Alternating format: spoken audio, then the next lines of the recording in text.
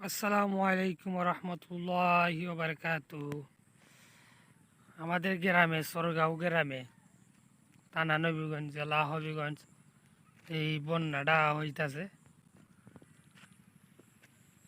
সারা গাং ভরে আসে,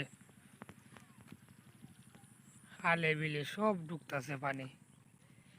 চারিদিকে বন্যা, শুধু বন্যা আর বন্যা।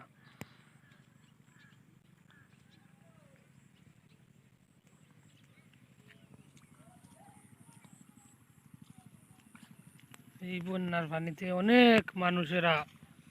অনেক মানুষের ঘর ডুবে যাইতাছে।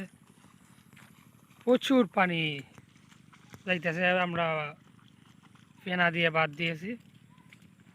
অনেক প্রাণী সুবিধা নয়,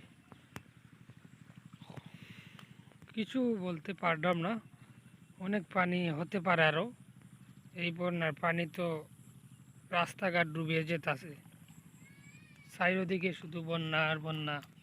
আমাদের গ্রামে, অন্য অন্য গ্রামেও বন্যা আছে, আর দেখতেছি তো অনেক বন্যা।